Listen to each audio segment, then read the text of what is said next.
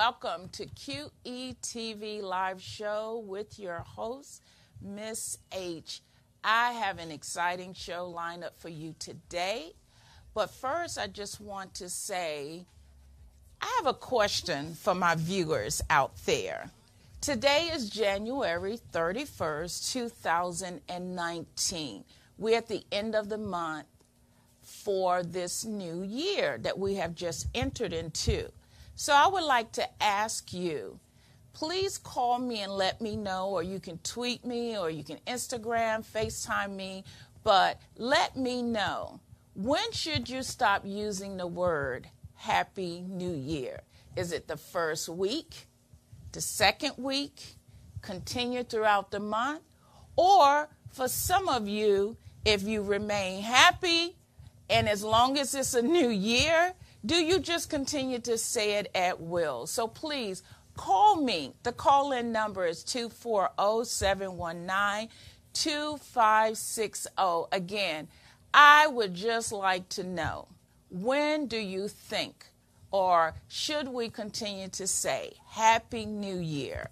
What time, how long, or is it appropriate, or you just should just kill it? Just let it go, okay? Let me know. I want to know. Again, this is QETV Live Show with your host, Miss H, asking you, where we're bridging inspiration with information for everyday life. You can watch me live every Thursday from 1:30 to 2:30 right here on Vox Wave. Yes. Watch me live every Thursday from 1:30 to 2:30. And again, we're bridging inspiration with information for everyday life. We have a lot of interesting special guests and artists, authors, motivational speakers, business owners that come on the show and share with you concerning their products, their services, just so you can know what's going on in your community and all around you, to continue to live in good health, with hope, with inspiration, and also to let you know that you too can become a business owner. You too can find purpose in life. And that's where I want to segue into now, that each week I try to bring you a few minutes of inspiration where I'm giving you something that's going to bridge that hope in your life, to help you see that there's nothing impossible. There's nothing that you cannot do. Now, today's show is very interesting. I have an interesting guest that's going to help you discover your purpose. So you don't want to miss this show today, because he will share with you some interesting information where he's discovered, and he has written a book called The Manufacturer's Manual, Discovering the Purpose of You as the Product. Okay, so you don't want to miss this show today. But before we get into that, and I will tell you more about that, I just wanted to segue into a little bit about what I was thinking of when I invited him on the show. And if you really think about it, that is everyone's question in their mind. You know, from the time you're born until the time you die.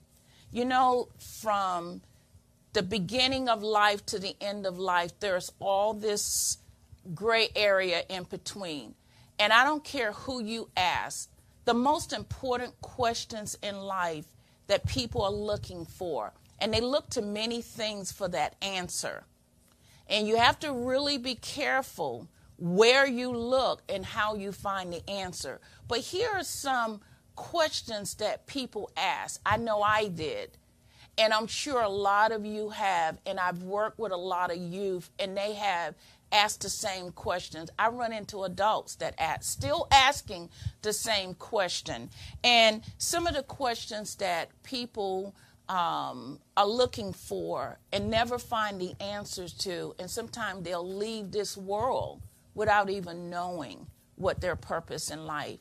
But here are some of the things that hopefully today you will find that answer. But We all ask these questions, beginning with our origin. Where did I come from? That's a great question. And you know what? You deserve to know the answer. So you need to stay tuned in for the show today, because we plan to answer that question for you. The other question that people often answer, why am I here? Why? A 3-letter word that can literally change a person's life, change their destiny. Why am I here? And what am I supposed to do while I'm here? Like, I'm here, okay? I discovered the origin, but I don't even know why I'm here and what am I supposed to do, okay? And then the other thing we often say to ourselves is, how am I supposed to do? If you do tell me, Miss H, why I'm here and what I'm supposed to do, and it's confirmed and I really believe that I'm supposed to do this, how do I even start? So those are a lot of questions that I believe that today you will get the answer to, because without knowing those things, you will walk around and you will live life meaningless. No aim, no goal. But here's the thing that people don't understand. If you don't know where you're going, why you're here, or what you're supposed to do, someone else will help you feel that purpose and give you an assignment that's never was yours. And that's what I discovered for a long time. So that's another question. And then the last one that often frightens us, and sometimes we don't think about it until we've lived life, we get towards the end of our life, and then life really sets in for us, and then we begin to ask ourselves the question, where am I going when I leave here? What will be my destiny? And sometimes it can sound like you're trying to tell another person, I'm at the end of my rope. And it's really not. What it is, that question has always been in the back of your mind. You've always just pushed it aside because you didn't get the answer, or you got fluff for an answer. People gave you mystical things like, oh, you're going to come back as a butterfly, or you're going to be a cow in another life, or you're going to be in holding between life. So you didn't want to, really look into it, or you didn't want to allow yourself to think about that. But the older you get, that question comes right back. And there's a reason for it. Because you know why? We were created to know. Yes, that's it. We were created to know. People say you never know what God will do. As if there is a mystical question of your origin, your purpose, and your destiny that you're not supposed to know. How do you give an account for something in life that you never knew? That would be unfair and injustice for you. If I have to give an account of something, if I got to stand before a judge and he accused me of something, I better understand why I'm being accused, and I better understand what the purpose, why I'm in court. Because if not, somebody's going to get sued. We know that in the natural. Then we really need to understand that about our own life. But here's the reason. It's a spiritual thing. And most of the time, because we are vague and we're dark in our understanding of spiritual things, we don't know how to get the truth, and we don't know the real answer. But today, we want to help you to discover some of those real answers. So don't go anywhere. Remember, the Manufacturer's Manual, Discovering the Purpose of You by Alan S. Wilson. He is here today, and he wants to share with you some of the golden nuggets that he has discovered and want to pass on to you. So right now, what I want you to do, I want you to go and find someone. Tell them about this program. QETV Live Show with your host, Miss H. Tell them about today's topic, discovering your purpose in life, helping you to discover some things about life that you did not know. It's worth listening to. You've listened to everything else. Why not give this a chance? And also, I want you to call in at 240-719-2560 and answer the question about the new year, okay? So, again, don't go anywhere. I want you to call up 5 people. I want you to go on your social media site and let them know you're watching QETV Live Show with your host, Miss H, and we will be talking about finding purpose for your life today. I will be taking a station break. Do not go anywhere. We'll be right back. Thank you.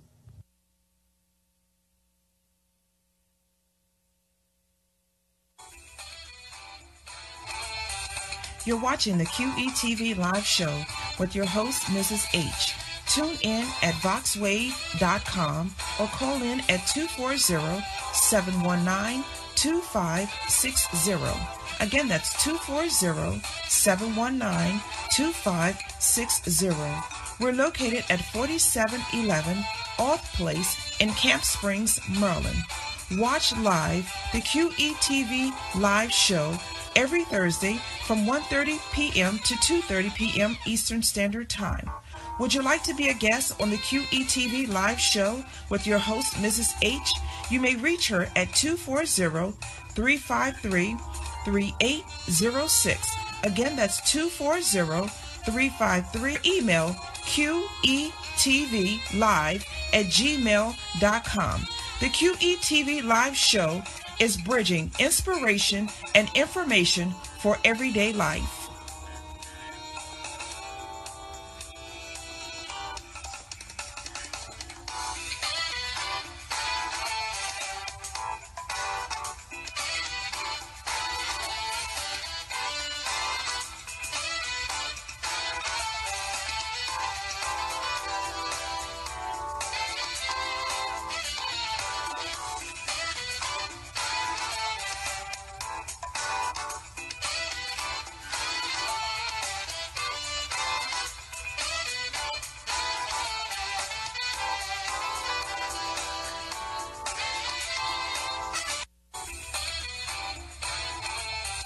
You're watching the QETV Live Show with your host, Mrs. H.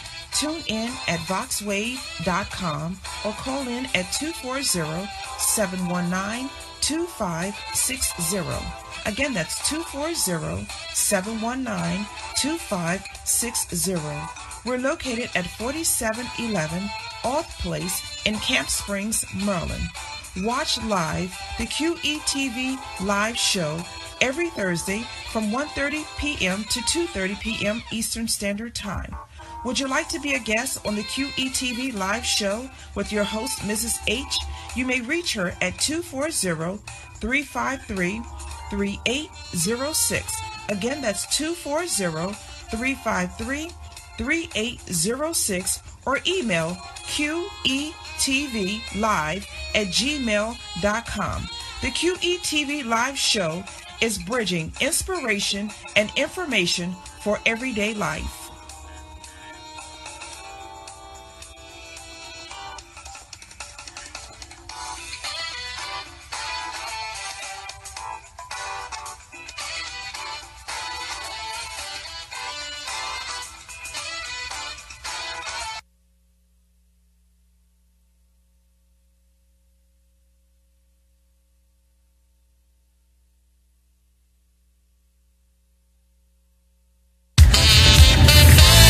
Like smooth jazz? Great. Horn of Plenty, Harvest Harmony from saxophonist Travis Bridges. Smooth jazz and all the sax you'll ever need. Available at travisbridges.com. 786-487-7338. Horn of Plenty from Travis Bridges. All the sax you'll ever need.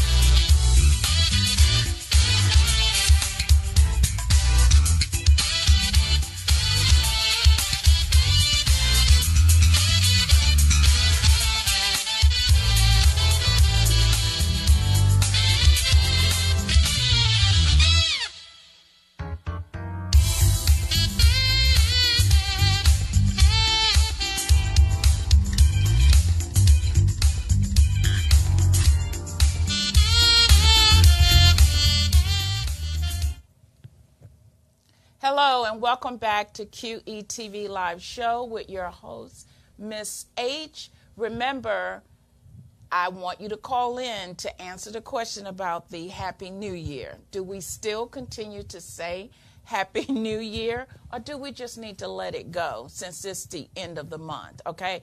Call me at 240-719-2560 and let me know that you're watching and that you heard me, okay? But back to our guests, we now have Mr. Alan S. Wilson as my special guest today. Welcome to the show, Mr. Wilson. Thank you, ma'am. Appreciate it. Thank you. You know what? As I was looking at your website, I noticed that you served in the military. Yes, ma'am. Do you mind me asking what branch of the service? The U.S. Air Force. U.S. Air Force. I want to personally say thank you for your service, sir. Thank you, ma'am. Appreciate it. We want to always thank our U.S. military soldiers, whether they're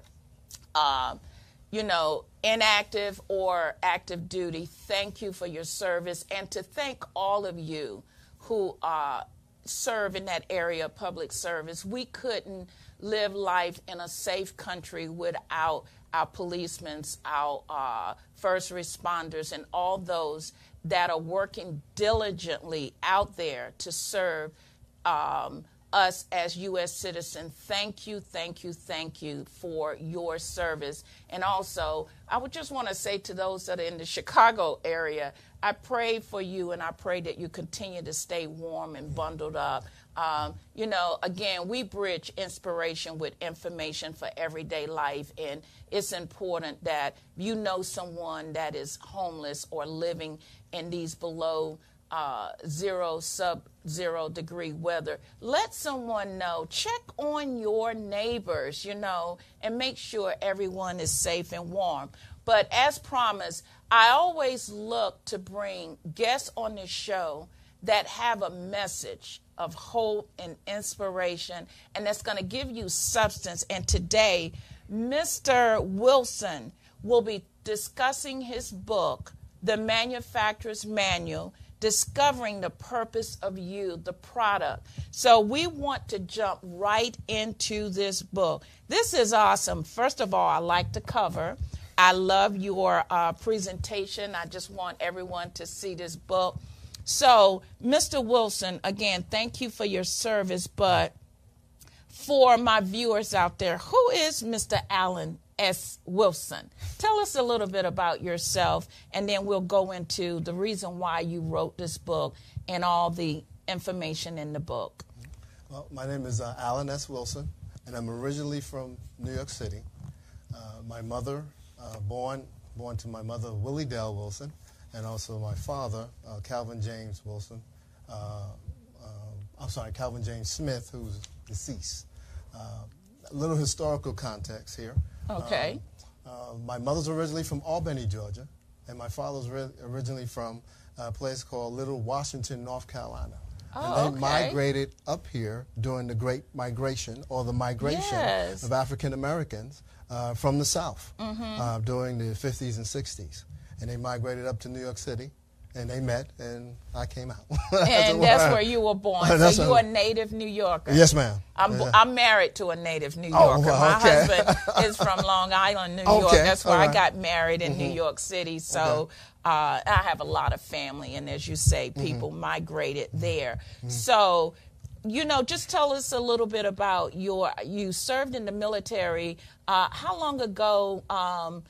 And how long were you in the military? Well, I was in the military for about 22 and a half years. Served in the U.S. Air Force. And I joined the military. Let me back up. I exited the military in terms of active duty service back in 2008. Okay. All right, and I joined the military back in 1983. A lot different now than it was then. Yes. Okay. Yes. Okay. And I joined the military. Well, I had a dream, and this is before I knew God. We're going to get into little things in here. And I had a dream about that I didn't necessarily join the military, but what amazingly God has something for you, and He'll give you snapshots of things throughout your life in order for you to fulfill your purpose and your destiny. You might not understand it at that particular time. But what happens is I had a dream, and I think I come from humble beginnings. Okay. We were born and I grew up in the ghetto. There's no silver spoon in my mouth or anything like that. I'm not Prince Charles or anything like that. But I'm here just to let somebody know that no matter where you come from, no matter what your ethnic background, no matter what your gender may be, you have a purpose, you have a destiny, you have something that needs to be accomplished. And God would not have sent you for this time in history to accomplish that. And what's in you is to be deposited to the rest of the world. Wow. So you had a dream that you were going into the military. Right. Okay. And what I did with that dream was I locked it up in the back of my head and left it alone. Didn't think about it. I graduated high school. Just like anybody else, you're trying to look for your life and trying to discover what this thing is all about. And then all of a sudden it came to me, well, it's time to join the Air Force. A little prompting from my mother. Mom said, well, it's time for you to move on. You can't stay here for all the days of your life. So I joined the Air Force, got stationed at a place called McGuire Air Force Base in New Jersey, and that's where I met my wife. And then I ended up in a place called RAF Upper Heyford in England. And that's where I had an encounter with God at that point.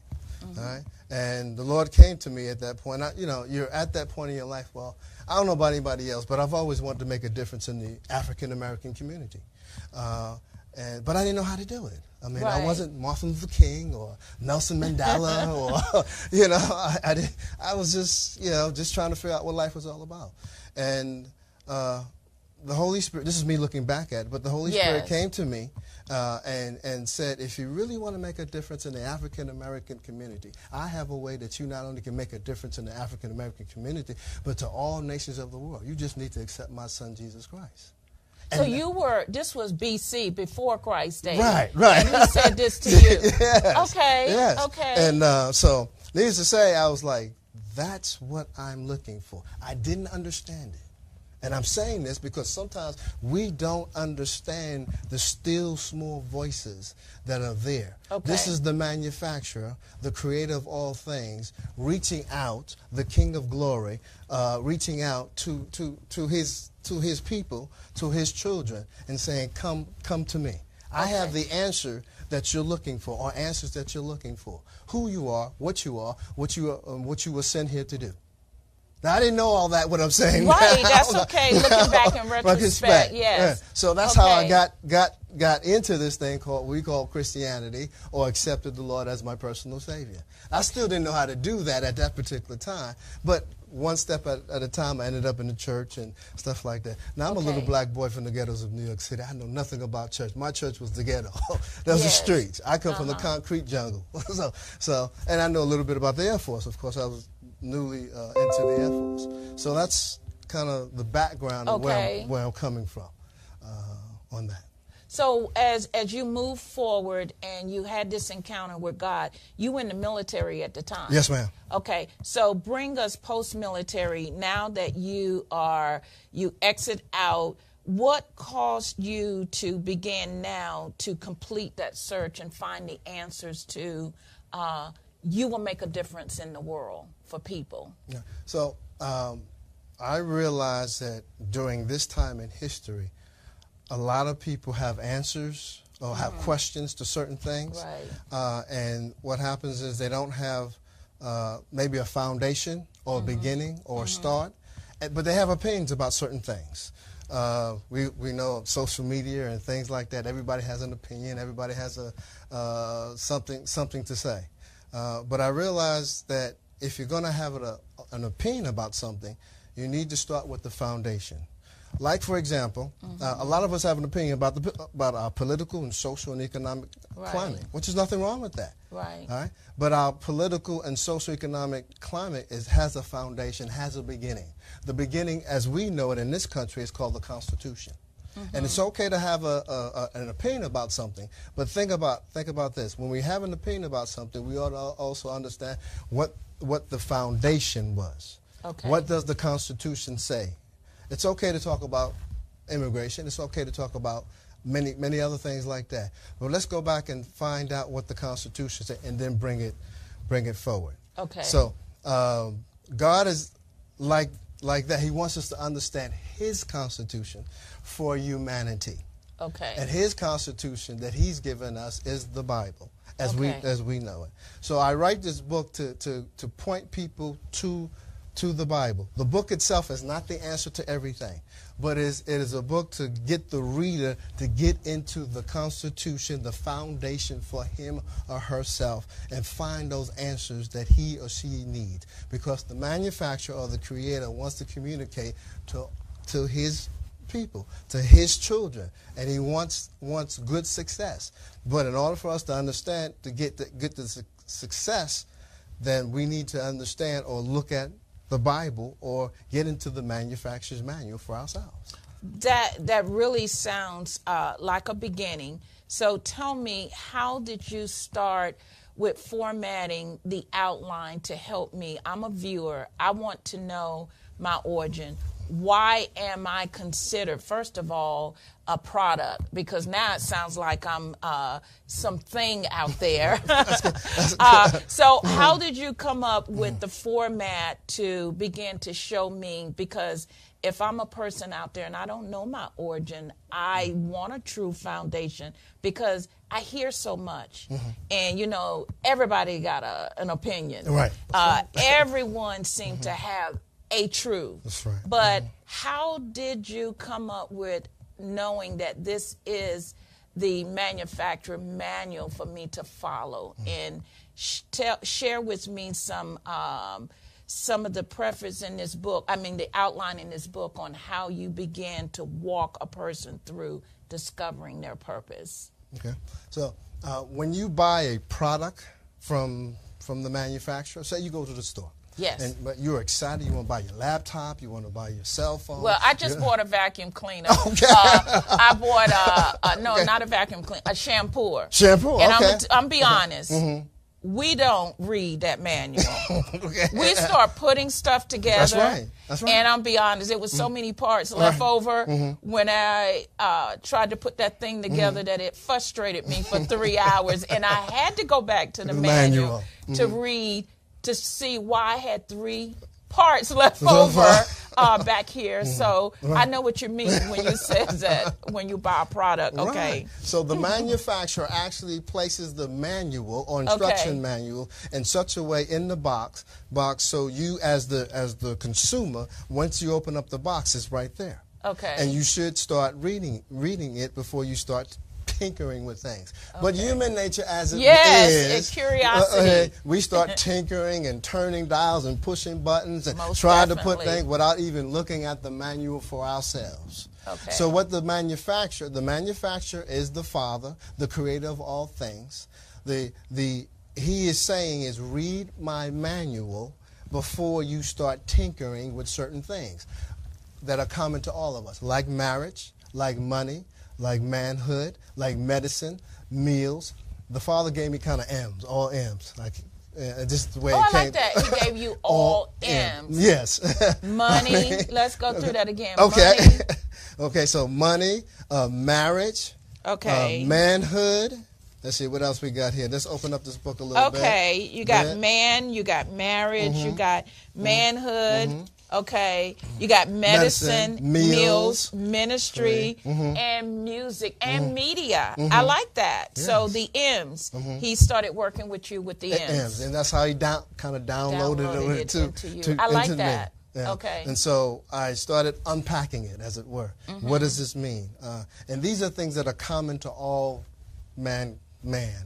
There's nothing, we're all interested in money. We're all interested in marriage, whether we agree with it, or relationships in some way, or having being successful with money and relationships. Meals, of course, we got to eat, consume food. Okay. We're all kind of interested in that. So where would I fit in as a woman? Because that starts with a W. Okay, that's the... Well, yeah, one of the things about, the manufacturer made the product in 2 models, male and female. Okay, so we're all in the man right, category. Right, okay. right. But there's two models here. I accept that answer. and the female has a particular purpose and relationship to the other model. Okay. All right. So one of the purposes of the female, and we'll talk about this in the book, and is to help, is to be a helper, is to help the male model become successful, and they become successful together. Okay. So her primary purpose, and she has the components that are necessary in order to help the male become successful in the grand scheme that God has for both the male and the female working together collectively. Now, it doesn't matter. You say, well, we might say in terms of a marriage. We talk about that in marriage. But it doesn't really matter. Whether you are a wife, whether you're an aunt, whether you're a grandmother, whether you're a mother, whether you're a niece, any of those. The female model of humanity has the components that are necessary to help the male model of humanity. Let me give you an example. Okay, it is said that we have in our prison system, federal prison systems, over half the population is African American males. You probably heard that or something like that. What if, hypothetically, what if all those males were released from jail? Now, you know our government doesn't really have the facilities to help prepare those that have been incarcerated. Okay. But God has a way through the female to help the male become what our government or our systems cannot do. For example, a woman has the ability in her components, a way to encourage a little boy or your husband or whatever the case may be. There's a way, there's something about, and I can't really explain it even from a psychological way, but it's something in her voice, it's something within her makeup, and that the manufacturer, the creator, has put in the female to make her compatible in such a way that she can, through her voice and through her makeup, can make him become successful collectively together. Okay. So. That's part of it. The other thing is, and let's talk about the woman here. If you give a woman, you give her what I'm trying to say. If you give her a word, she will give you a sentence. If you give her a sentence, she will give you a paragraph. If you give her a paragraph, she will give you a chapter. If you give her a chapter, she will give you a book. That's right. So there's something within her makeup that the manufacturer, the creator, has put in her to make the male become successful. Now, he's got his part too, but we're talking about the woman, how valuable she is to the male and to the grand scheme of things. Okay. So what the manufacturer is saying is, help me help the male become successful. I need your help. Okay. I don't need you to go beside him and try to make him something he's not. I got that already. But I need you to help him become what I've already, it's in him. He just needs a little push. Yeah, there's something there. Well, let me ask you this. Okay. Say a young man came to you and he's not ready for marriage. So let's take the female out of the grand scheme of things. And he wants to come to you for advice like, you know, I've been going down the wrong path of life and I listened to the show and I want to know my origin and what's the purpose for my life. How do you guide that young man through your book to begin to understand the manufacturer's manual for his life? Right. Okay. So in the book itself is geared toward guiding or directing the person toward the manual, which is the Bible, and also the manufacturer. Okay. So this book is really kind of a guideline. It doesn't answer all the questions, but he has the questions. So in the Bible it says, "Seek ye first the kingdom of God and all his righteousness, and everything you need shall be added to you. Okay. All right? So what a young man or young person has to do is, like me, desire to want to know him. To know him. That's the key thing. And the way you do it, I do things differently than other people. No two people are alike. Right. But I'm always thinking of ways or pondering ways to say, Father, I love you. Mm-hmm. Father, I appreciate you. Now, there's something I was meditating on, and just recently I was reading, and I'm going to try to get back to your question, but I think it'll bring it in line with this. Our Father. Yes. Now, we know the rest of it. Our Father, who art thou in heaven. We know the rest of it. But I was meditating on something. He said, our Father. And he said, our Father. He's not your father. He's not my father. He's not the white man's father. He's not the dark-skinned man's father. He's not the woman's father. He is our Father. He cares about humanity. I like that. You know, and That's great. that eliminates all the racial issues. That's right good. There. Mm-hmm. And you start looking at it from his perspective. And one thing a young man has to do, or a young person has to do, is take the perspective on how he looks at it. Take his story. As I just said, history. Yes. There's man's history, but there is his story for humanity. Okay. And what the Father wants us to do is take on his story for humanity. And so some of those things in the manufacturer's manual, you start looking at it from, well, he's my Father. He's our Father. Yes. Father. So I don't really have to be racist. I have a purpose. I have a destiny. See, when you don't know the purpose of a thing, you abuse it. You misuse it. And so which we have division in our society, whether along categories or racial lines, so to speak. See, that eliminates a lot of things if you're really thinking to put it in perspective a little bit.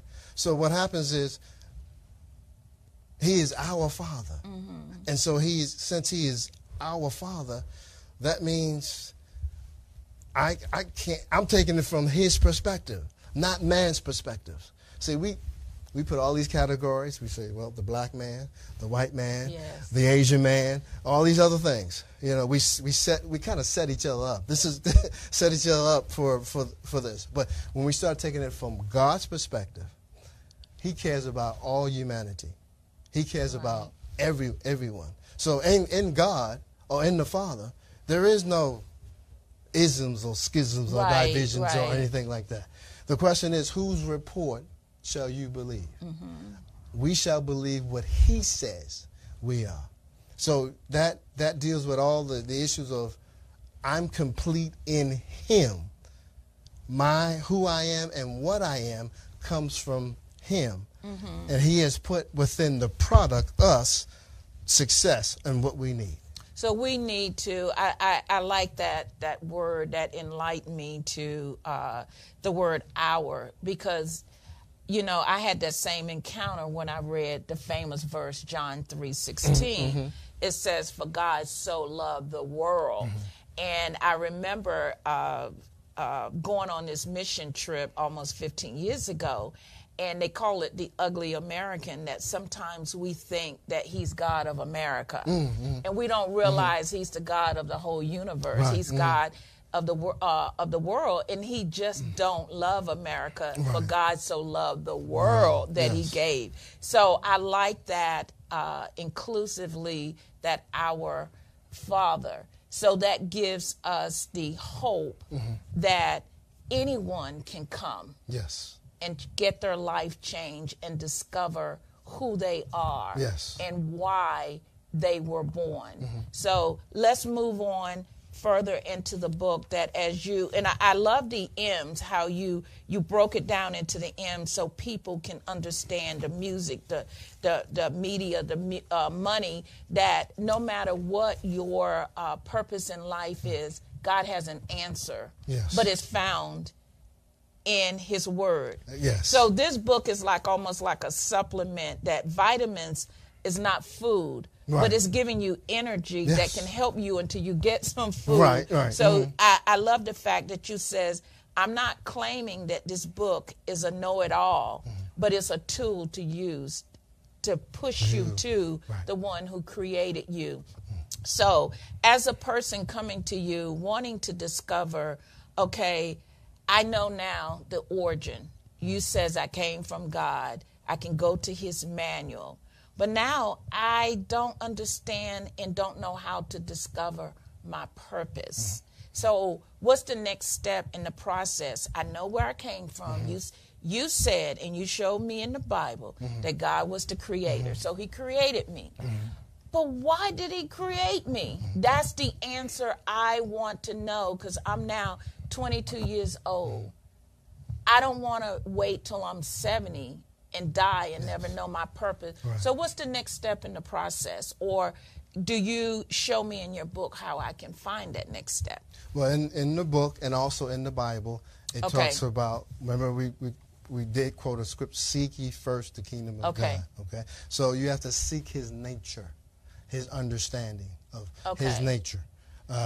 As you seek God, you begin to discover what he is, who he is, and how you are constructed. Now, explain that seek, because, you know, as a terminology, people say that seek God, seek. We don't use that word in today's language. Right. So what word could you give me or to help me? Because I'm still looking baffled at you when you say seek God. And I'm looking at you like, I don't know how to seek God. So explain to me, what is seeking God? Pursue. Oh, now I understand that word. So pursue him. Okay. Right? Okay. Just like a young man will pursue a young lady. Oh, trust me, they know how to do that really well. Right. Yeah. Right. So we have to use terminology that people can relate to. Right. Yeah. And that comes, and you think about it, it comes natural. Sure. When a young man sees a young lady, he will naturally make the pursue. Exactly. That's what God is looking for. Okay. He's looking for that, for his creation to naturally pursue him, to woo. See, he's always wooing us. Okay. That young man is always, he's going to be wooing that young lady. So he'll do his best. He'll do what he has to do. So you tell me that if you directed me to the manufacturing manual, which you call the Bible, am I correct by saying that? That the more I read, it's like that word will begin, I will begin to pursue it and woo the word, have that same intimacy with the word. Right. I like that. Intimacy. Okay. Yeah, because you broke it down for me when you said pursuing, wooing. We all know that terminology, so I like that. So you're saying the more I read and the more I spend time, that's seeking him? Yes, ma'am. Okay, I think I got it now. I'm ready. Okay. And it comes in, everybody's a little bit different. See, when I started pursuing him, I would go to church. Okay. And I would listen to the message, and I would write notes. And he would go through, the pastor, whoever was speaking, would, turn to John 3:16 or turn to whatever else in the Bible. And I would start, writing notes in what he said. And then I would go back later on, usually the same day, and I would go back to, back in the military in the dorm room, and I would go back and start dissecting, taking it apart, as it were, and looking at the scripture and kind of trying to get an understanding of what was being spoken to me. And in that process, as it were, it made me want to know him even more. Okay. Because I was hungry. And that's the key thing. Just like a young man, if he's hungry enough, he'll do what he has to do. He'll get a nice suit, he'll get, and at first you'll be like, how you tell a young man, go take a shower, go take a bath, you smell, or whatever the case may be. And he'll look at you like you're crazy. Your mom, and you're trying to tell him to do it right and stuff like that. And then what happens? A young lady comes by, and all of a sudden he changed. He up in the shower. Right. He putting all deodorant on, and you're looking at him like, Yeah. Yeah. See? See? That's true. And that's what has to kick in. You know, that desire to want to know and to want to do the right things has to kick in. So I wanted to know and to know him and really know the one who apprehended me. Wow, that's good. Somebody apprehended me. That's and I good. felt it, you know. So I had to learn the manual and had to get into the manual.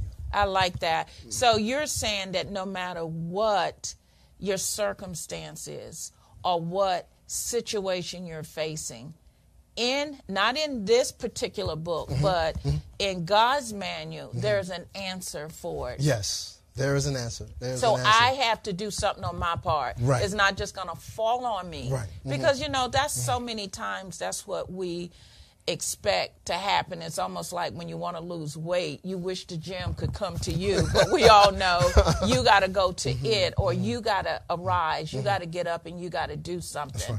Right. That puts a responsibility on us. So now I am responsible for finding purpose. Even though purpose is there sitting on my table, I got to get into the manual and discover it and find purpose. So you're telling me that as I pursue him, as I seek him, as I begin to search for the truth will start being enlightening to me? Yes.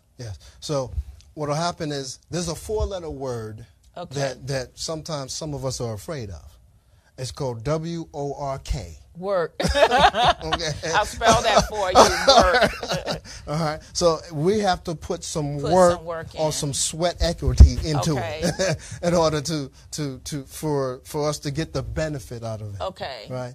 But what the manufacturer is doing, or the creator, or the Father is he's looking at your desire. As you come closer to him, he will come closer to you. As you desire, as you woo, as you come to him, he will come closer to you, and then things will start to open up. And they may not make any natural sense, but they make sense to the inside of you. Because then you start to act out, or what happens is the components that he has placed in you start to make sense. See, there's certain things about you that's different than somebody else. Right. There's some likes and dislikes. Yeah, we're all unique. Right, we're all unique. So some things you gravitate toward, some things you repel against. That's natural, and that's because we're all different. But see, you start to put those. You start to understand the components. Your desires and certain things are put in place like a puzzle, and you start to see it. See, before God comes into your life, everything's kind of fuzzy. Yeah, it's kind of fuzzy. You can kind of see. You see something, you know that, but it's kind of fuzzy. But as you draw closer to him, then that fuzziness, as it were, becomes less and less. And things, you start to see the components a little bit better. You start to see things a little bit differently. And he starts to show you things. The dreams that you have start to make a little bit more sense. Yeah. So you were having dreams before. Right. Because you came from him. Right? But now your dreams and things like that. Did you know a dream is a letter from God?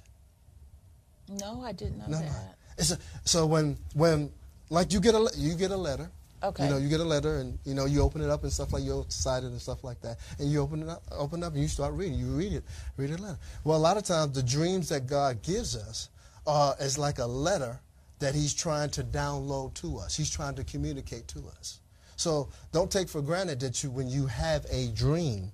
So what I do sometimes is when I have a dream, I write the letter out. Okay. I like that. And then I put it away. And then as time goes on, it starts to make sense. I had a dream that I was coming in the United States Air Force. Wasn't even thinking about the Air Force. Wasn't thinking about that, anything like that. But that's what I saw. Matter of fact, there was nothing in my background to suggest I would be in the U.S. military. There were no generals in my background that I knew of, no family members. We were all just little black boys growing up in the ghettos of New York City, running around. That probably saved your life going into the military. Yes. But when that happened, it was like, okay, I just locked it up and just left it alone. But when it happened, it was like, wow. I wasn't too surprised because I had the dream. I couldn't explain it to anybody, but I had the dream. Some dreams you're not going to be able to explain to some people, but they make sense in terms of your trajectory in life. Okay. Hopefully that makes sense. No, actually, I've never, I've always been told to write them down, set them on the shelf. You know, if it brings fear or anxiety, you know, sometimes it's not of God, or you need to wait and let it come to pass. Right. But I've never heard the term like a letter, so that's very interesting, and I will kind of use that as a reference point from now on. The other thing I wanted to share with you and to ask you, I'm beginning to understand your objective here in this book is to get the reader to really point them, in which I like that.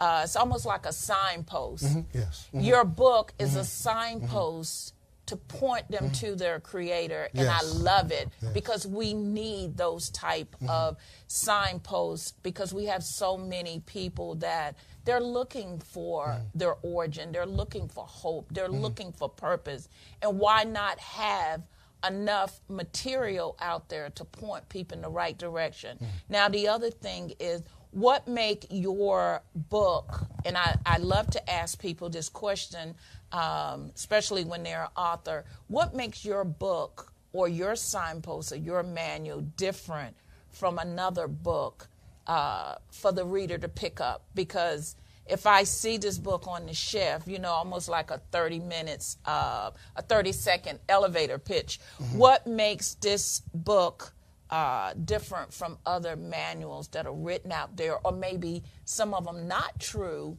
and it may guide someone in the wrong direction? What makes yours different? What sets you apart? What sets me apart? This book is a manual that helps the reader point them toward the manufacturer. And so what happens, just like when we talked about this earlier, when you buy a component or you buy something from the store, you open it up, and it has the manual in there. So this book is not necessarily a substitute for the Bible. The Bible is what it is. Yes, it is. I can't add to it. I'm not going to take it. And I love that. Yes. But you brought it out earlier. It is a supplement. Yes. It helps you supplement what you already really have, and give you some guidance, as it were, in different areas. So, and a lot of things in this book comes out of my experience. So some of it comes from my mechanical ability, the technical ability. Yes. Right. So we used to have to put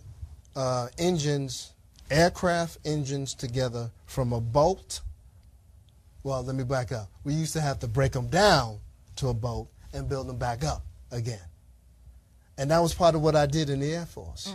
So I learned to use a manual, step by step, precept upon precept, boundaries upon boundaries.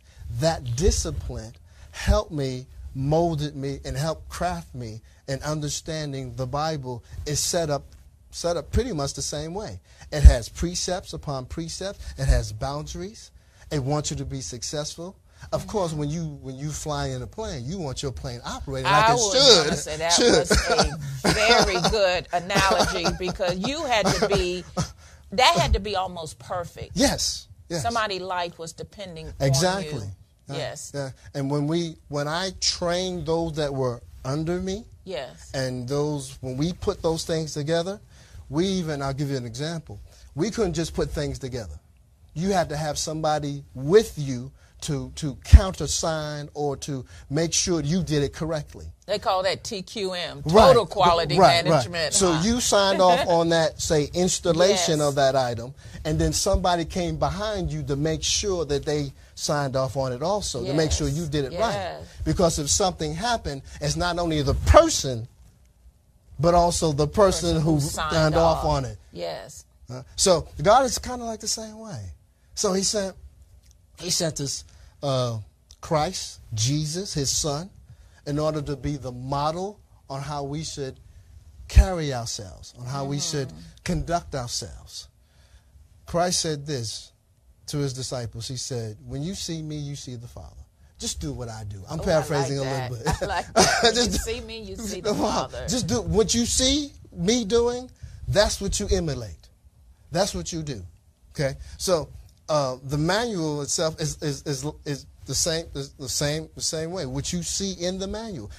Amazingly, when I was in the Air Force, not only did you see, it gave you line upon line, but also gave you pictures on what it looked like or should look like when you complete that process. Well, you know what? That's how it was in my diagram. That's how I was able to find those missing pieces. That's how I was able to put it together, because they put pictures in there. And I went, oh, that's where that part belonged. So that's good. I like that. All right. So the Bible, or even this book, the Bible kind of puts you in a position to actually look, and so you can kind of see a model on how you should be complete. We all need models. That's the point. And we, in a sense, we're all models to each other. Right. So Christ in me is a model to the nations. Wow, I like that. Yeah. Christ in me is a model to the nation. Mr. Wilson, where did the time go?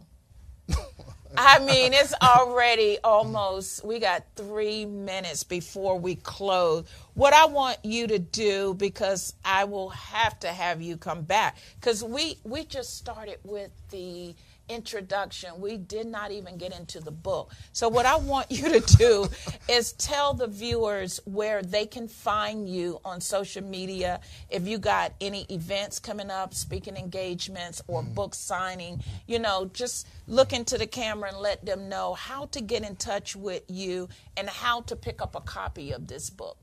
Well, you can get a copy. You can go to my website, ALLENS, Wilson, WILSON.com. And if you need to contact me through social media, once you go to the website, you'll see the link to Facebook, Twitter, and also Instagram. So just go to the website, one-stop shop. That's good. Go into it, and you'll see it right on there.